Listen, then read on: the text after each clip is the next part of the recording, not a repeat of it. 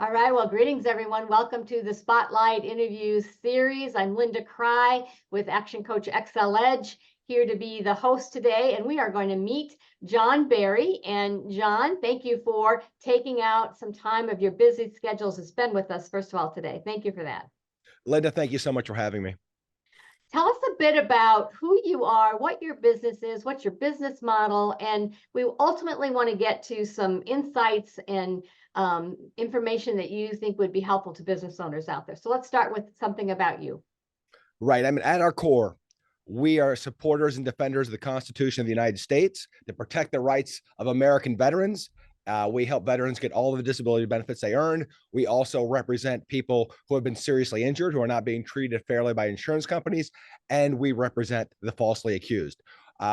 We were founded by a veteran. My father's a Vietnam veteran. I'm an Iraq War veteran.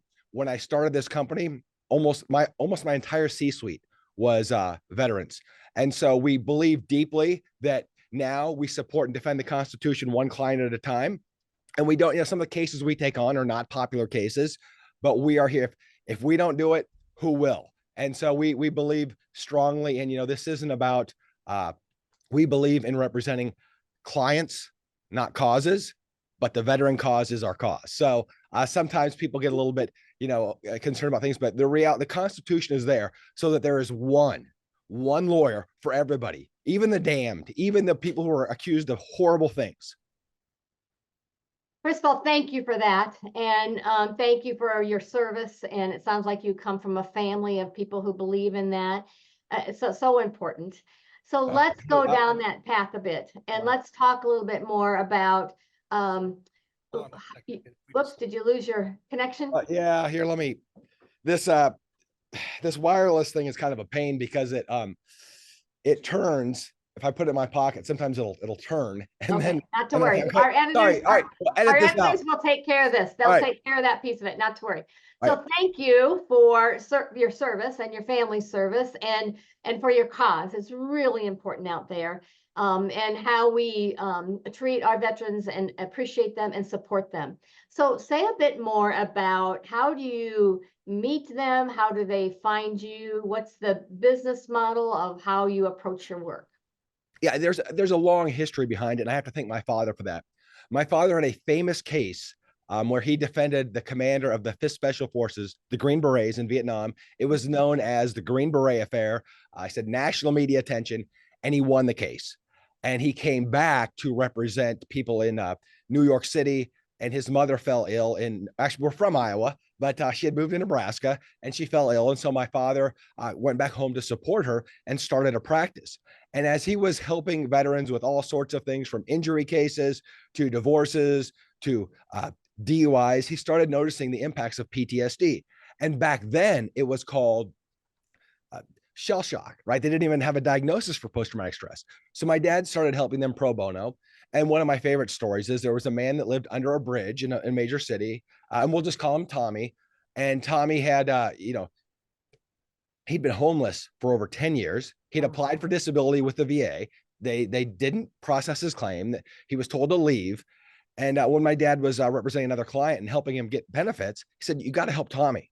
And, by the time this thing was done, Tommy had received hundreds of thousands of dollars in back pay award. I mean, the fight didn't end when my dad got involved. It went on for another 10 years. And he got clean, got married, bought a house, and started, actually started a business. So, the impact that we can have. So my dad had that impact. And then we get to about 2007, and the law changes that allows us to represent veterans who are denied disability claims at the regional office. We can appeal those, and we can get paid to do that. So now there's actually a business model to this, and we don't get paid unless we win. So the veteran never has to pay any money to us up front, and we don't charge to file claims. It's only to handle the appeal. And so what has happened is, just because we were one of the first ones to do it, we didn't really even advertise in the beginning. My dad would go to Vietnam veterans reunions and hand out cards to the vendors. He represented a lot of the vendors when they'd come into town if they had any legal issues, and then they would just start referring people to him. And so that's really how we started to gain a national presence.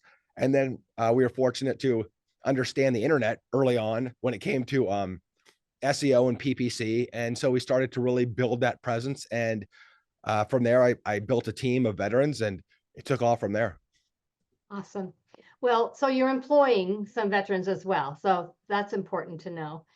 Let's talk a little bit about, as you are running your business, right? What would be some surprises in running a business? Because not only do you work in your business, which is your legal support, you're working on your business, right? Building a business. What would be some surprises that you ran into as you've been growing over the years? Well, I mean, I have to start to say that my father was a famous trial lawyer, but a horrible businessman. And so when I came into the business, there was a lot of stuff that, that just, uh, I think a lot of lawyers of his generation would not see it as a problem because he ran it like a practice, not like a business. And the crazy thing was he was being paid to be the drive time Lincoln radio show host from 4 to 6. So he was getting a ton of leads, a ton of calls, right? But they didn't have enough people answering the phones, doing all the stuff that needed to be done. And so it wasn't really run well as a business. So, I thought I'd come in, I'd be practicing law. And I did that. Hey, look, day is for people, night is for paper. And so I would practice law during the day. And then I would, at night, I would, try to take care of the business things that I could take care of. And then on the weekends, I was in the Nebraska National Guard. So I had a pretty full plate back then. No doubt. And the Guard is a very important resource, as well, as I'm sure you stay connected to those folks. They know where there's a need as well. Find a need, fill a need. And so as you talk about working in your business and working on your business, and you think about the different hats that you wear today, have you built a team and then delegated and passed some things along to them? Or what role do you play in the organization now, and where do you see it growing? Yeah, my role has certainly evolved, but I will go back to, I know people make a lot of comments about, oh, it's important to hire veterans for the veterans. No, it's important to hire the veterans because you need them, because they're better than anybody else out there. You have people who actually understand accountability. And I will tell you that the time I served in the National Guard, my last job, I was a battalion commander of the Officer and Warrant Officer Candidate School. So I was the kind of the final say in whether people met the standards. And I really enjoyed that job. And I had recruiters going out recruiting people. Well, who those recruiters would reach out to when someone new came into the Guard that didn't have a civilian job, who had the qualifications? Me. So I would love to tell you that I am, that everything was all about, giving back. But the truth is, this has been a great reciprocal relationship. I've got a ton of talent from the active military and the National Guard, great clients, like I said, great. And we all speak the same language. And it is so hard to build a culture. But when you have people who understand the same value system and are willing to execute, it's so much easier to build that culture. And so having these veterans on our team in leadership positions just makes it so much easier, because we don't have to teach people how to behave. They know how to behave like professionals, and they know the standard. And so it's great. And I love to come to work and see it in action, where a senior non-commissioned officer will see something messed up in the office and fix it on the spot. We're very direct in our approach, and I absolutely love that. So to answer your question, as far as has my role has evolved, I'm recruiting talent. I have to be a lot more public facing because somebody does.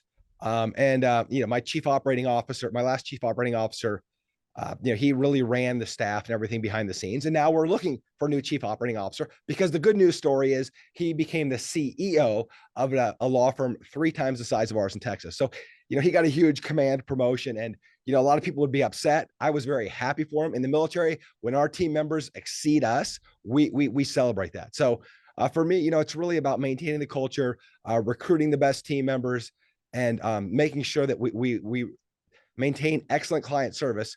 But also, I have to come in with the energy and the drive, because bad things happen, problems happen every single day.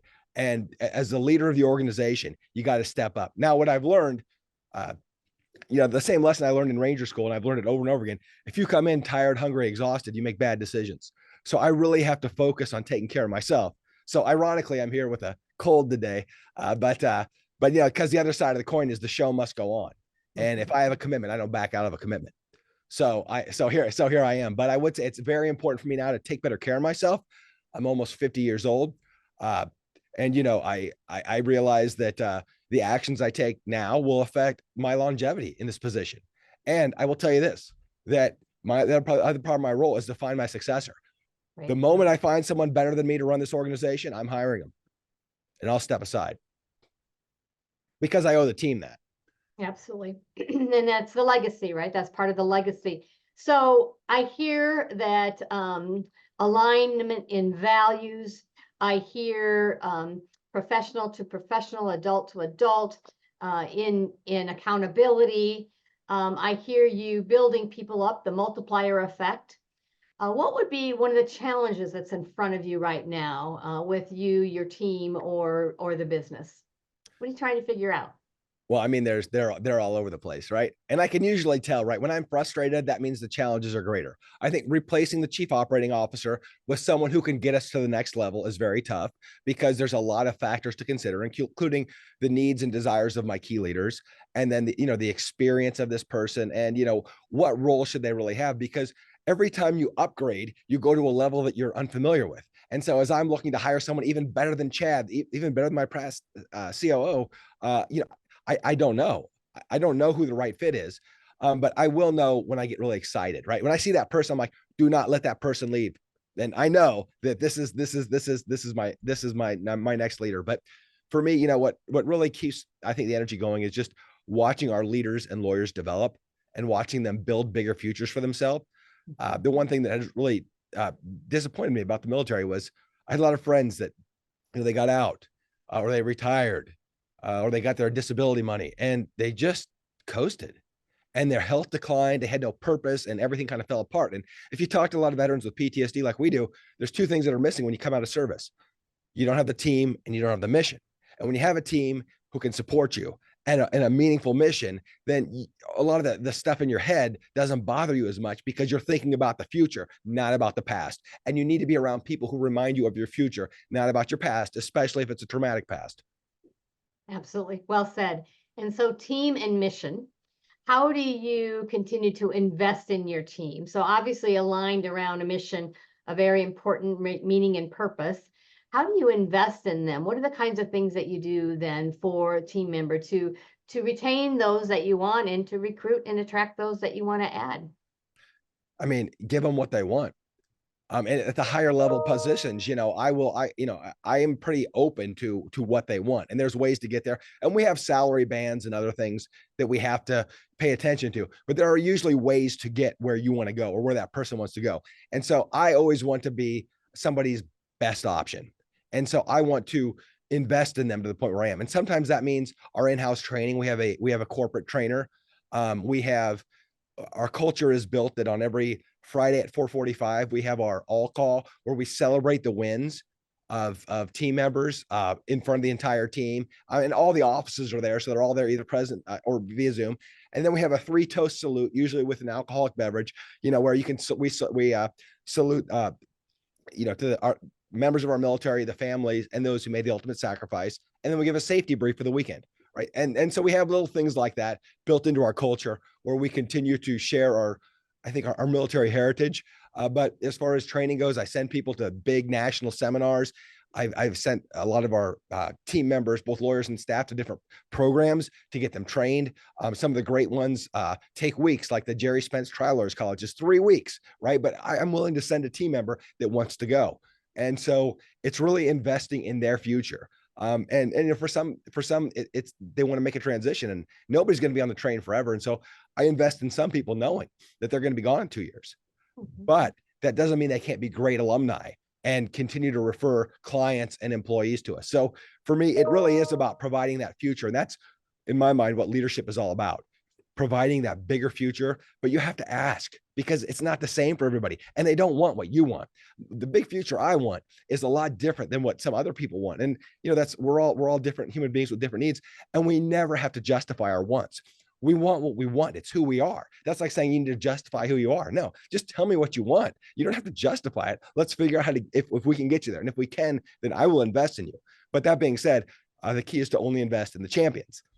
Because when you invest in, I would say I don't want to say C players, but the low performers, there's so much frustration and you keep dumping more time to them. And then you neglect your A players because you're wasting all your time on the C players who will never be good. and you will drive yourself up a wall. You'll get mad, you'll be angry, you'll be frustrated. But if you work with the A players, you're going to be happy. And so, there's something to be said for, in the military, we always said, we never leave a fallen comrade, and we never leave anyone on the battlefield. But you bet when we get back into garrison, when we're back in the United States, people get separated from the military left and right for all sorts of things: height and weight standards, failing a PT test, criminal charges. If they don't meet standards, they're removed. And same thing. So if you're spending your time on the people who can't meet the standards, you're really doing a disservice to the great team members. You can just be spending your time with them and developing them, because as a leader, you have a moral obligation to raise, the output of I should say, raise maybe not just the financial output, but I think the moral output, right? That we are about excellence here, and we provide excellent work, and we don't take shortcuts, and we do it the right way. And when you get low performers, they love to co-commiserate. They'll see them in the group, and that's where all the gossip happens. Winners don't have time to gossip, right? And so you really have to be aware of who your high performers are, and take care of them and provide them better opportunities. And sometimes that means outside of your organization. And I've had people who have been stars here, and I realized, like, I can't give you anything else. You need to go higher.